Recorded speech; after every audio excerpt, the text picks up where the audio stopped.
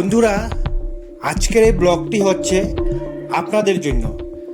যেসব মানুষেরা অনেক ঘুরতে ভালোবাসে, অনেক জায়গা দেখতে ভালোবাসে, সেই মানুষদের জন্য আজকের এই ব্লগ। অনেক সুন্দর সুন্দর জায়গা থাকবে। গুয়াহাটি ট্যুরিস্ট প্লেস, গুয়াহাটির ভিতরে অনেক জায়গা আছে দেখার মতন, সেই সব জায়গা। তো চলুন আজকে দেখি Guwahati tourist place, top 10 tourist place. চলুন আসুন। টপ 10-এ আছে দিঘলি পুকুরি। গুয়াহাটির একদম মাঝখানে স্টেশন, পল্টন বাজার স্টেশন থেকে 1 কিলোমিটার দূরত্বে আছে এই দিঘলি পুকুরি ঘোরার জায়গাটা। আপনারা যেতে পারেন, অনেক সুন্দর জায়গা, অনেক কিছু দেখার আছে এই জায়গায়। তো আপনারা নিশ্চয়ই যান দিঘলি পুকুরিতে। টপ 9-এ আছে লঙ্কেশ্বর টেম্পল। অনেক সুন্দর মন্দির, গুয়াহাটির থেকে অল্প দূরত্বে আছে। আপনারা গাড়ি, বাস ইয়া ট্যাক্সি করে যেতে পারেন।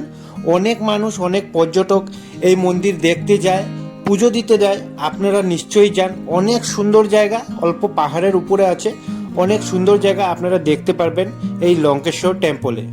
টপ 8-এ আছে ইস্কন টেম্পল। রাধাকৃষ্ণের একটা অনেক সুন্দর মন্দির, ইস্কন মন্দির।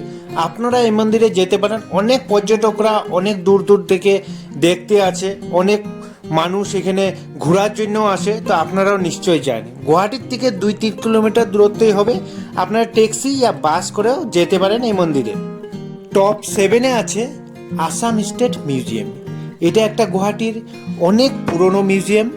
অনেক সুন্দর সুন্দর জিনিস দেখার জন্য আছে, অনেক পুরনো জিনিস আছে এখানে। আপনারা যে কোনো সময় এই মিউজিয়ামে আসতে পারেন। অনেক পর্যটক, অনেক মানুষ এখানে ঘোরার জন্য আসে। তো আপনারাও নিশ্চয় আসেন আসাম স্টেট মিউজিয়ামে।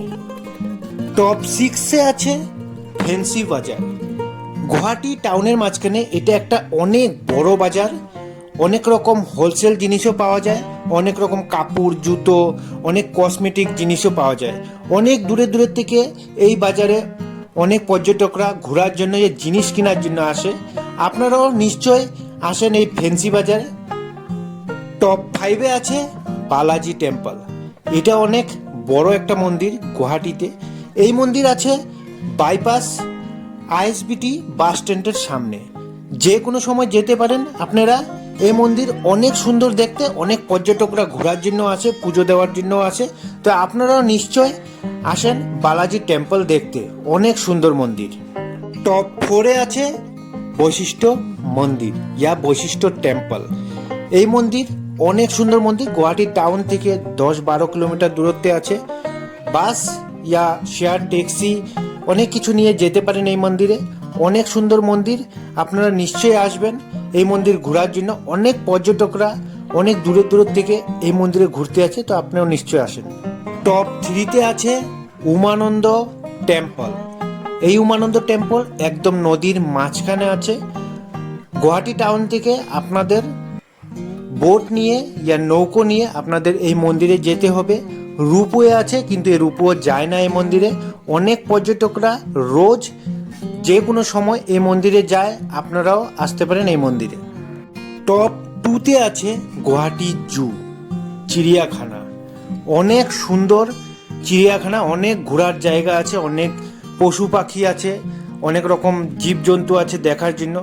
আপনারা নিশ্চয়ই আসেন গুয়াহাটি জু ঘোরার জন্য। অনেক সুন্দর জায়গা, টিকিট অনলাইন হয়। তো আপনারা নিশ্চয়ই আসেন জু দেখার জন্য। টপ 1-এ আছে কামাখ্যা মায়ের মন্দির। গুয়াহাটির বুকে এক অনেক বড় জাগ্রত মন্দির।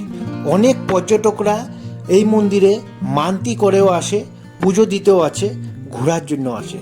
তো আপনারাও নিশ্চয় গুয়াহাটি আসলে এই মন্দির ভুলবেন না আসার জন্য।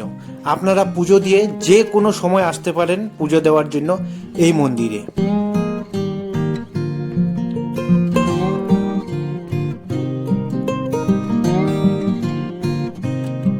বন্ধুরা, আপনারা দেখলেন গুয়াহাটির 10টি ঘোরার জায়গা।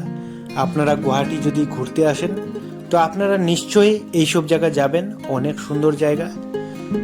আশা করব আপনাদের ভালো লেগেছে এই ব্লগটি। তো একটা সাবস্ক্রাইব, লাইক করবেন, কমেন্ট করবেন। অনেক ভালো লাগবে।